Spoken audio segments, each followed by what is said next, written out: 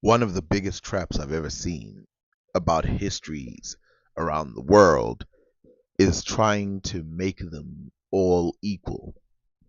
In other words, a lot of people, the way they approach African history is they compare things that existed in European history and say, are they the same in Africa? This mirroring of African cultures or European cultures leads to a fatal flaw, a misunderstanding of the cultures themselves. Take discrimination, for example. Because the Europeans were so adept or so used to racism and stuff of that kind, this is what we look for in Africa to see if they had the same thing. Did they discriminate on each other based on color? Did they discriminate to each other based on ethnicity? And then we miss the several ways that they actually did discriminate on one another because we're so obsessed with our kingdoms or our histories being similar or different, even morally, to the Europeans. If that happened and was a big thing, it will be evident. But looking for it creates a bias. It creates this bias where, oh no, we can find small incidences. But in Europe, it's not small incidences. It's not, hey, we found a few words here or there. It's everywhere. The entire culture became that. That's why it's inescapable today. And that's why I separate what happened in some of the Islamic world, and then later it became extremely racist. But in some of the Islamic Golden Age, racism, you could find bits and pieces of it, and it was being built. But then maybe by the 13th century, they had fully sort of accepted it in some capacity where they just were like, this is the better race than the other one.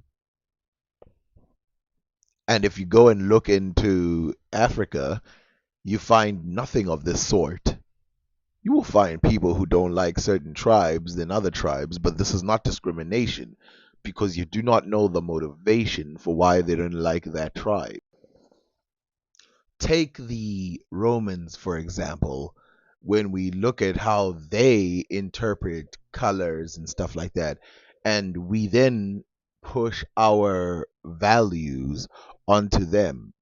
For example, one that is always brought up is Septimus Severus, because he saw an Ethiopian man and saw it as a bad sign. Now, people take this to mean that Septimus Severus was racist, but that's not, I don't know how you could possibly interpret that, given that Septimus Severus lived in Africa and he must have seen black people, especially of Ethiopian stock at that time, a lot. Now, let's first read what happened before we start to judge about the colors and how the Romans interpreted them. I'll start by reading it and then fleshing out the context.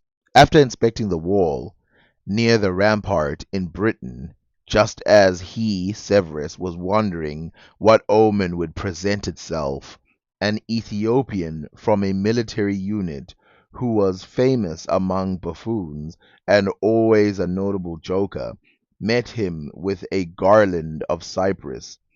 And when Severus, in a rage, ordered that the man be removed from his sight, troubled as he was by the man's ominous color and the ominous nature of the garland, the Ethiopian, by way of jest, cried, "It is said, you have been all things, O you who have conquered all things.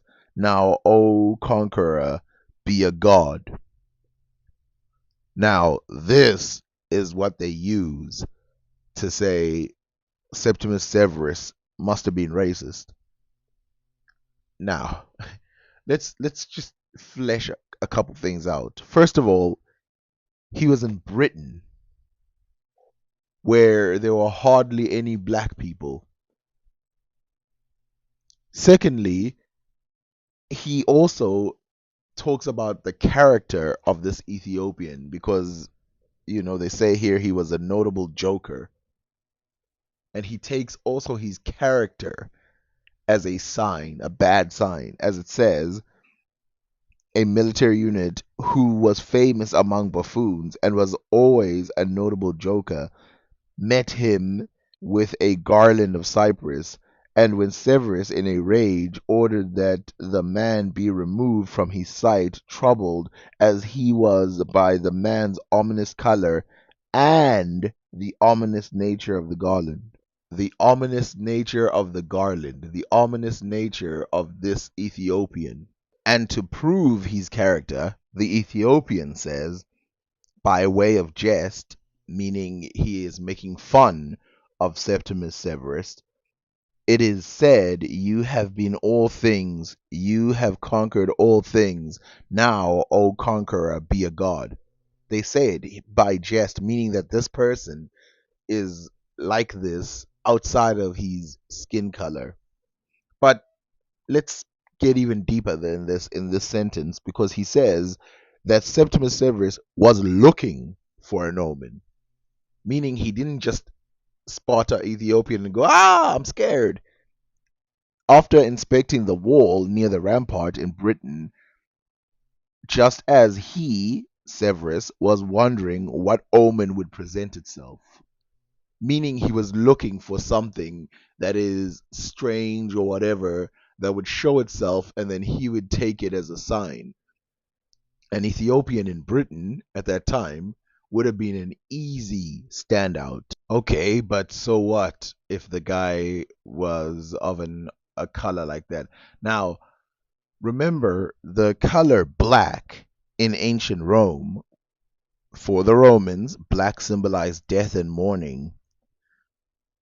In the second century, Roman magistrate wore a dark toga called a toga pula to funeral ceremonies.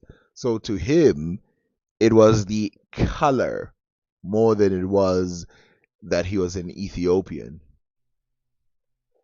because there was a, what you call this, a already established thing about colors, and he was looking for an omen, looking for a sign.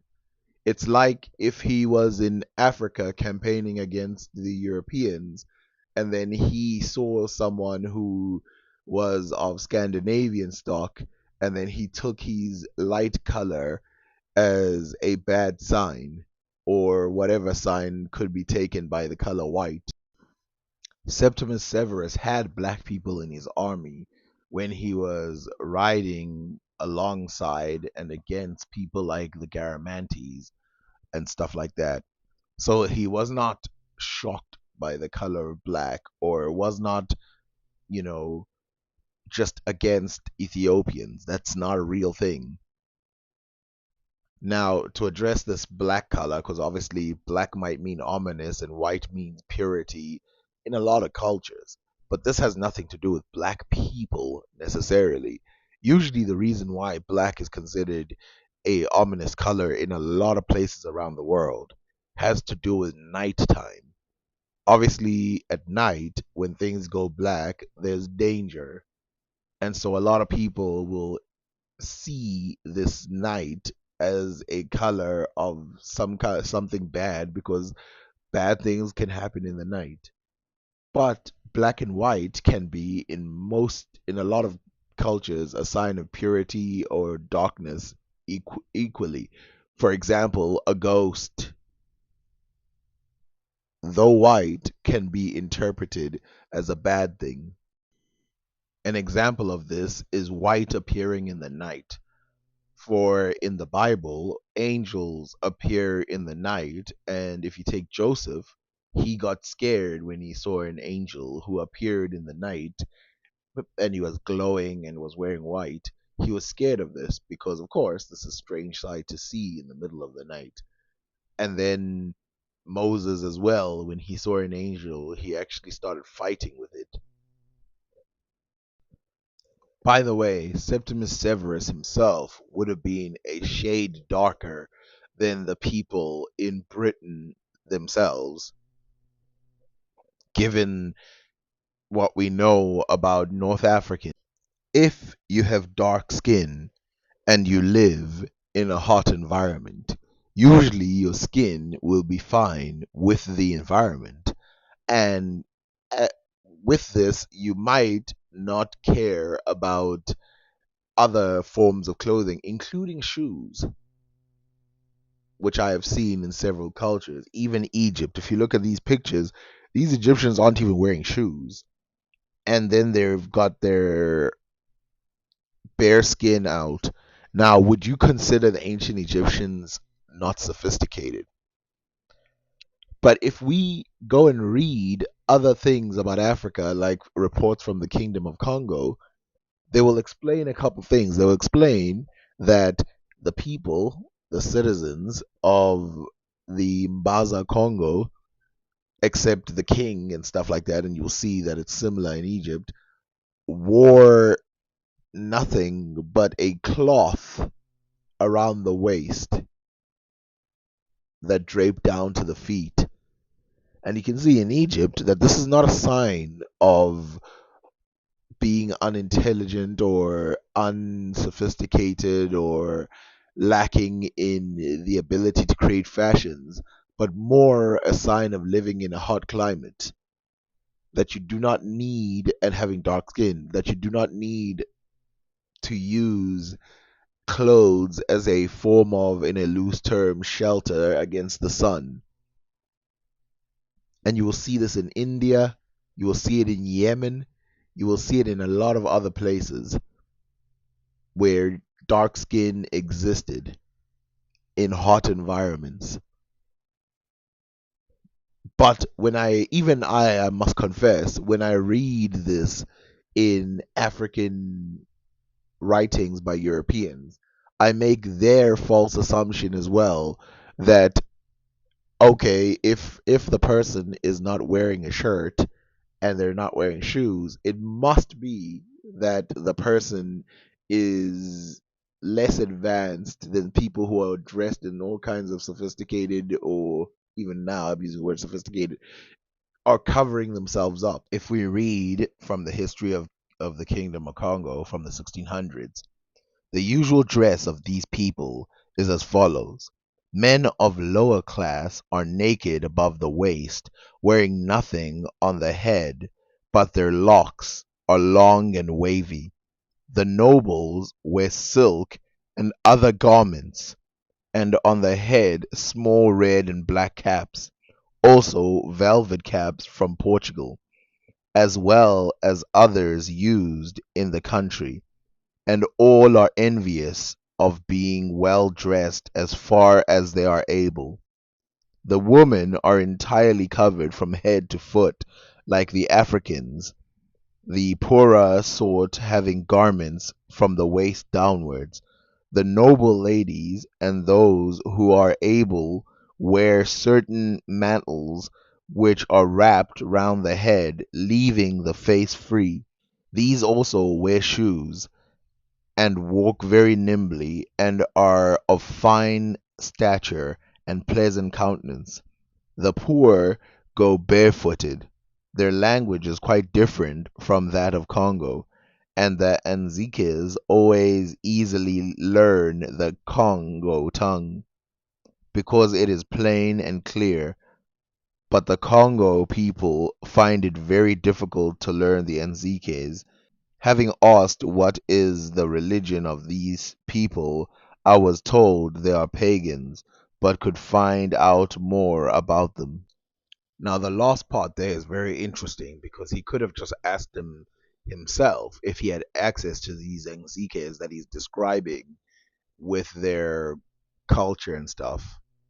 And so, what you get to see is that he's making assumptions about their motivations without even having contact with these people. He's just seeing them with his eyes and assuming what they desire and don't desire.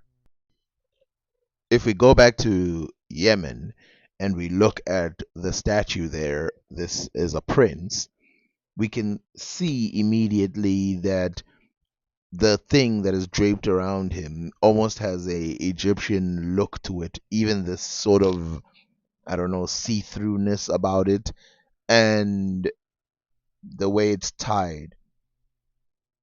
This is just typical in Africa, even though this is not Africa, this is Yemen.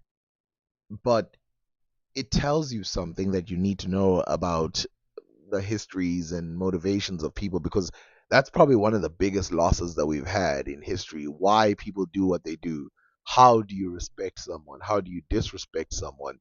And so, you know, it's easy to just read intentions into people based on what is happening today. And I've heard some people say, you don't judge people of the past the same as you would judge them today, which, by the way, it's kind of silly to say that, but it is true that their motivations would have been different. And so you can't judge at least things that are this small with the eyes of today. I mean, it's like going to the beach today, finding people barely dressed and saying, well, it seems like these people, when they go to the beach, prefer poverty over being sophisticated. But then when they're indoors, they prefer to be overdressed. It doesn't make sense. One more thing. When we look at this depiction of a queen who is being portrayed by a black person, something hit me when I watched someone else's video who said this was disrespectful to the ancients. And I think they miss the point that it's more disrespectful to us than it is to the ancients. Given that if we take something like Greece, for example, a lot of female roles would be played by males. And even in Greco-Roman cultures, a lot of Ethiopians would be played in plays by Romans or Greeks who are not of Ethiopian stock, because they were just acting. Now, do I believe that we should follow their steps? Maybe, maybe not. But I'm just giving you this thing where don't pretend that our motivations are the same as those of the people in the past, and that they had the same racial classifications or anything like that. Now, did they invent racial classifications of a certain way? I absolutely believe in that. I absolutely believe that. And I think the reason why, and I said this before in an old video, the reason why we use the word black for Africans is because the first people they ran into who were of Africa were really black, like the Sudanic people. Whereas when they got more inland, they started noticing that the color slightly shades towards a lighter brown, even to very like washed version of brown when they got to the Zanj regions. Anyway, I just wanted to say that, like, don't take the histories of Africa or the Middle East or any other place to be, oh yeah, let's go to the Iroquois, for example. For example, if we go to the Americas, people say the Americas, they had slavery, and I talked about it, but I didn't mention this. The Iroquois and many other places in America that had slavery, it wasn't race based, again. And so identifying who was a slave and who wasn't a slave is going to be impossible, because you can't just say, oh, that's the black guy, that's the slave. It didn't happen like that. Now I'm done. Anyway, subscribe, like, share, uh, contribute. What else? I don't know. Go to my Instagram, talk to me there. Maybe give me some new ideas or things that I've never seen before, because I really do want to talk about other things. I'm still working on the long video for the Kingdom of Congo, but we'll see.